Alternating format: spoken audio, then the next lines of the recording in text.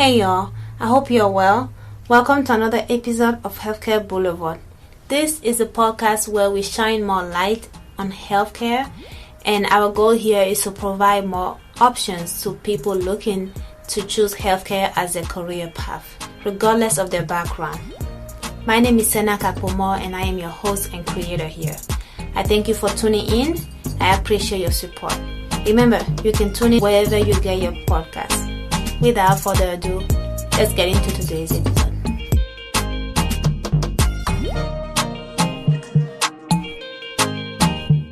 Welcome back, Healthcare Boulevard, or as I like to call us now, Vardians. It sounds fancy. Sounds like some Marvel movie type of thing. But welcome back. I am here as giving you a Thanksgiving gift. Okay, this is my gift to yours, and that is an interview with Caleb here, who is an ATC. We've had another ATC on here before, so you might be a little familiar with the profession, but we'll get into his professional journey and learn more as much as we can from him. Caleb, welcome. How are you doing? I'm doing well. Excited to be on here and speaking about the profession. So thank you for having me. Of course. It's good to have you. I was telling him earlier, I really enjoy having people here. That's the best way I can really do what I want to do with the platform. So I appreciate that. Let's start with an introduction. Who are you? What do you do? And how did you get here? Yeah. So my name is Caleb Rogers. I'm a certified athletic trainer, and I'm also a certified strength and conditioning specialist. I currently work for Industrial Athlete Pros, which is an athletic training niche within the industrial setting. Okay. I am the director of operations currently, as well as the head athletic trainer at our Pomona location. Okay. Very passionate about what we do and what we bring to the working population. All right. Well, thank you. So you're an ATC. Let's go a little bit into how you decide to become an ATC. Yeah. So when I was looking at different professions, it was about my junior year of college. I was looking around for what I may like. But what I knew about myself was that I loved two main things at that point of my life, is one, being around a dynamic population rather than a static population. And then two, I loved learning about fitness, conditioning, and strength training, and especially their role in how they can promote healing within the body. So that's where I really aimed at athletic training. But on top of those things that I knew I loved about myself, or loved about my outlook on careers, right? Mm-hmm. I also was a collegiate athlete. I was a water polo player at California Baptist University. Okay. And so throughout my time as a collegiate water polo player, I came across many athletic trainers. And so my time with them really was positive. It was a positive effect on me. And so I knew that's where I wanted to go. Okay. Yeah. All right. So you were in junior high. Well, not junior high. Junior year high school. I know it's like different things. Yeah, it's okay. What route did you take to once you decide to become an ATC? What were some of your steps in general to get in there? Yeah, so the steps to becoming both the certified athletic trainer and then also for my CSCS degree, which I mentioned earlier, they both start with a bachelor's degree. So I received my degree in kinesiology with an emphasis of sports medicine from CBU, like I had mentioned. And so once I graduated from undergrad, I was eligible to start my master's of science program. And so that's in specifically athletic training. With that degree, I was also able to sit for the CSCS exam. And so that was just an exam. You either pass or you don't, you receive that certification. But specifically for the master's program, it's a 2-year program that has a didactic format. So classes in the morning and then clinical setting pretty much the rest of the week. So, part of that program, you start from the ground up, and they build us up like that. So we start learning the human body with a focus on the muscular, skeletal, and neurological systems, specifically for athletic training. And then we move into evaluation and diagnosis of orthopedic injuries, how to treat those injuries, both acute and chronic, as well as specific rehabilitation techniques and programming. So the didactic format was really awesome because we were able to take what we learned in the classroom and immediately put it into practice in that clinical setting. And, they really gave us a wide array of settings to practice in. I specifically was at the high school, junior college and D1 level throughout my time. I also was at a D3 or NAIA school as well. But we also had options for industrial setting, which is where I found myself, and then other emerging settings like dance and performing arts. Okay. Yeah. Okay. So when you were done with you mentioned your certified training, strength and conditioning specialist. Thank you. Yes. So once you're done with your program, you're essentially able to sit down for a specialization like the one you have. You don't have to do any added coursework or anything. So yeah, for the CSCS, that was before I even started my master's program. So that's a separate professional direction that I was considering. And so even after I chose athletic training to go into master's, I wanted that extra background. A little bit of it was I wanted those initials behind my name, but the strength and conditioning really plays a huge part into bringing people back to their ideal level, and pushing them past just getting them to functional level where they can go to work. But being able to pair athletic training and strength and conditioning together, you're able to push them past that to what they really want, or even more optimal than they were before. Right. Yeah. Okay. So for that particular CSC, was that a certification that you just studied for and took, or was that part of your bachelor's, or was that just totally independent? And how did you? So for CBU, it's separate of your degree. To sit for that exam, you have to have your bachelor's degree. I believe there's a few exceptions on which ones you can't, which degrees won't allow you to sit for that. But most degrees will allow you to sit for that exam. Our university has a special progression of classes that builds you up for the CSCS. Some universities even have that as part of their classes, but at CBU, it was separate of the actual education. But they basically built a program up to that exam that makes you ready for that. Okay. And if with that qualification by itself, without ATC, what are you able to do with just ATC? So that gives me entry into most athletic settings to be a strength and conditioning coach. So that could be at any level. Of course, there has to be other things on the resume that build in, such as an athletic training degree actually allows me in more doors. With that coupled with it, really opens up those doors. But the CSCS exam also allows me to be a certified personal trainer. So it's a little different than just a CPT cert, but it allows me entry into the personal training realm, which is where I started. Right. Which is where I was not practicing, but I was working as a personal trainer during my undergrad, which actually fueled my fire for athletic training and the industrial setting. Because I worked with a lot of people that weren't athletes. There's a term called a NARP, which is what I am now, but it's called non-athletic regular person. But I like to call them the middle-aged athlete. And so that population is ever growing. And it's been very large because anybody in the working population is part of that classification. Right. So during sorry? I said there are two of us right now. Right? Exactly, right? And so I was personal training these clients, and whenever they would have extreme soreness or maybe something happened outside of our session that caused them some pain, I felt out of scope. I didn't feel out of scope. I was out of scope, And so while I believed it was just soreness, I couldn't push them to do anything because I wasn't trained in that. So when I speak about working with a dynamic versus static population, I really have a passion for people that are active. And that's really what athletic training teaches you to do, is to work with the active population. Okay. Now for specialization, because you're in the industry setting, yes. Tell us a little bit about your setting and who you're working with and why you decided to settle with this specialization. Yes. So that was actually during my program, my second year of the two. I started interacting with more certified athletic trainers. And so there were a lot of factors going on that I was learning about. And I really found that industrial was my path. I feel like it is a huge population that need athletic training, as well as there is a little bit of stability on the side of the professional, on the side of the athletic trainer that comes with industrial that really pushed me that direction.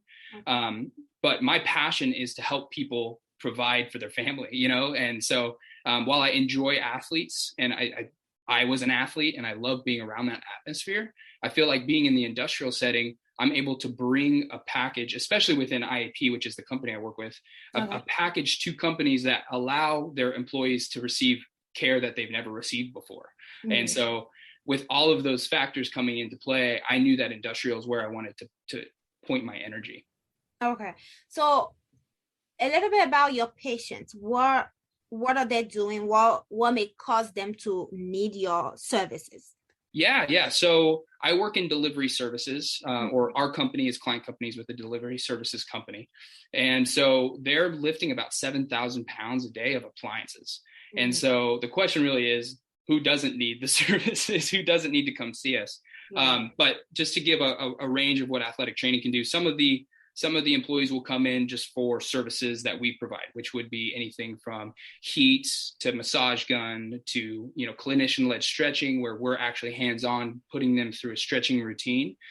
Some are bringing in injuries, orthopedic injuries, or injuries that they sustained throughout their life, and asking us to basically clear that nothing severe is happening or explain what's happening to their body. We're also able to treat that. And then some are actually coming in for rehabilitation programs that we set up through our physical therapist within IAP. Okay, that leads to my next question, which was, what other healthcare professionals are you interacting in your day-to-day work? Yeah, so as a head athletic trainer, first, the majority of the professionals I work with are my client companies. So I'm able to be the head person at our location with any level of employee. So that's who I work with on a day-to-day, because I'm in site, I'm in the warehouse with them. When it comes to healthcare professionals, our team at IAP is led by a kinesiologist and physiologist. She's the president of the company. And then the bulk of our staff is made up of certified athletic trainers. So those certified trainers are strategically placed at different sites throughout our client company. And we are overseen by a physician. And so that physician will tune in on special cases, but also has developed our operating procedures. But along with the physician, we also have a physical therapist that will oversee any type of physical therapy program, trying to explain how any physical therapy program that is given to us by a work comp or a physician. Now, this is very prevalent for the time we are in, and that is, are you able to do what you do remote? Is that even an option? Not necessarily for you and your company, but just for your field in general. Yeah. So the field in general is, since the majority of athletic trainers practice within the athletic setting, they aren't commonly asked to work remotely, but we are able to. We are trained to do so. There is a limit, of course, which I think any healthcare professional can assume is you're limited by not having hands-on, which is a huge part of evaluation. But we've put together a program, partly due to the pandemic, but also because we have prepared to bring that to our client companies to do telehealth visits throughout the company. So about 50% of our sites that we service do not have an athletic trainer on site. So any of those sites that need employees to get the healthcare benefits of having a healthcare professional, we do that via Zoom.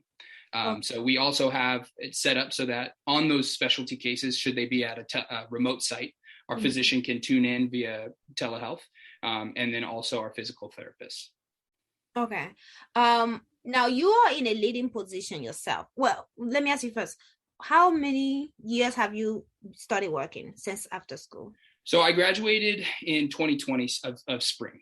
Okay. Spring of 2020. Okay, spring 2020. Okay, so you're on a fast track. How was your way to getting, because now you're the lead of your team, and you also mentioned another leading position. How did you get there? Yeah, so that's a good question. And part of that is why I ended up in industrial athletic training as well. It's another factor, because when you look at leadership within the athletic setting, you're kind of capped with how high you can go as a leader. So you can usually go as high as head athletic trainer, and occasionally, if you're at a university, you can also take on an athletic director position. I've always been inclined to leadership, just natural pathway. Also, putting my time into becoming an effective leader. And so I saw that when you place yourself in the industrial setting or emerging settings as an athletic trainer, you get to write your own script. Basically, the sky is the limit on what you want to accomplish. Right. So I started as a part-time assistant athletic trainer, then worked my way up to director of operations and a head athletic trainer. So I basically just brought my passion to IAP, worked hard, was being as useful as possible when tasks would come up or responsibilities were up for grabs. I just tried to take those on and do the best I could. And luckily, because of my training as an athletic trainer, I was able to step forward into more leadership roles. Okay. What is life-work balance like? Yeah, so work-life balance is a big question, especially being thrown around with athletic training. Because when I think of if I were to be working within the athletic setting, I would not have the high quality of balance that I have as an industrial athletic trainer. Majority of athletic trainers spend a lot of time away from home, and that's not a problem I have, really. Just speaking pretty bluntly here. The athletic setting comes with away games, late nights, traveling on the weekends, and many more sacrifices of an ATC's time. And while there's definite joy that I possibly am missing out on being a part of an athletic setting, athletic team, and traveling with them and experiencing their successes, I personally am a fan of the stability found in industrial athletic training. So I'm able to keep a regimented schedule. I get to spend time with family. And then I also have what most ATs don't have, which is free weekends. So work-life balance is pretty great for me, to be honest, because I found what drives me, what I want to do. And so work isn't extra draining. Work is still work. It still drains you, but I am fueled for the next day for where I'm at. And so I really, I can't complain about work-life balance at all. Okay. And my next question is, do you have it? Are you working on any projects or hobbies or anything outside of, your responsibilities at work that are either related to ATC or inspired by your position? Yeah. Well, so first, IEP has become kind of a hobby. I continually want to work on it in my free time and make operations better and figure out ways that we can integrate systems that are constantly evolving into IEP. So first off, work has kind of become my hobby, and I'm pretty happy about it. But second, I am still an athlete. I just ran a marathon down in San Diego, the Rock and Roll Marathon, which was you go ahead. It was a great experience. I'll say it that way. My performance wasn't great, but it was a great experience. Yeah, you did way more than I did sitting at home. Okay. Fair enough. Going through the regimen of preparing for something like that and continually trying to become the best version of myself inspires my work, and trying to bring that in for my employees to experience. And, I'm not just saying you need to do this. I can say, hey, I'm training too. I'm hurting too. I'm sore as well. But these are the steps I'm taking to alleviate that and bring my performance to an optimal level. And so that really benefits my work. And the rest of my team is pretty much on the same boat. We have one athletic trainer that pretty much any free time he gets, he's mountain biking and challenging himself in that way and figuring out boundaries he can push in the physical realm, as well as all of us as athletic trainers, because they're who I deal with most often. We keep up a pretty strict physical workout regimen. So all of us would say that what we do in our free time physically is our hobby, and it also bolsters what we do in the clinic. You want to lead by example, right? Exactly. Yeah. Now, do you have any recent changes to your profession that has affected your work, or just in general? So really, I'm going to speak on industrial athletic training. Okay. Because most are really surprised to hear that athletic trainers practice in an industrial setting. Right. Yeah. While this is new information to most, it's actually been pushed for nearly 30 years and developed for 30 years. Mm-hmm. For example, the president of IAP started this company 20 years ago, but she was also a part of the first implementation in 1986. Her work she's published her work and shown what she has her positive yieldings. And she's actually been asked to present twice at the World Congress on Health and Safety at Work, and then also twice at the International Congress of Occupational Health. Okay. So the effects that IAP has been able to produce has drawn attention to how largely athletic trainers can impact the industrial space. Mm-hmm. And so this is causing athletic trainers to shift their careers towards industrial, as well as pique the interest of companies to bring organizations like IAP into their everyday workings for the benefit of their employees. So while it isn't new, the practice isn't new, the push for industrial athletic training is kind of a revolution within athletic training, where mm-hmm. people see it as a legitimate pursuit for what they want to put their energy to. Mm-hmm. Yeah, people are realizing more how to utilize it in the workforce. I totally. As a PA, we have very parallel stories. Our profession, PAs and ATCs, we were both once bachelor's degree only, and now master's degree. Now we're master's level. Yes, yeah. Started from exactly. Started from the bottom. Now we're here. Now we're here. For sure. And I'm sure you still get sometime, maybe not your work, but somebody like, oh, you're a PA, what does that stand for? Physician assistant. Oh, okay. So there's still some education that you have to do, because it's not necessarily like everybody knows what a doctor is and everybody knows what a nurse is. Anything in between, a lot of time we have to explain ourselves. Yep. I know a lot of people that have flipped both professions both ways. So I know PAs that have come over to ATC, and then I've known some ETCs that go to PA. And so I think the drive to help people and the mentality is very similar, especially mm-hmm. how you're explaining the professions, where they started and where they're trying to get. The mm-hmm. same motivation lies between those two. For sure. Right. Yeah, two of my classmates when I was in school were ATCs, and it's interesting because these are also two professions that are very heavy on patient education. So it's like it's a lot going on.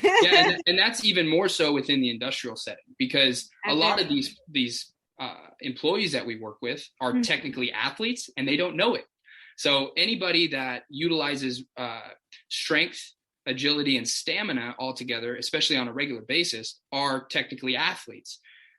But most athletes know they're athletes, right? And so these industrial athletes need education because mm-hmm. they don't know the biomechanics that they can be improving on. They don't know on the habits that they should be avoiding and introducing to their daily habits. Mm-hmm. So that's where athletic training and the education that we very much push, coupled with the analytics and the different biomechanic observations we do as IAP, can really marry well for the employee, for their safety and their longevity.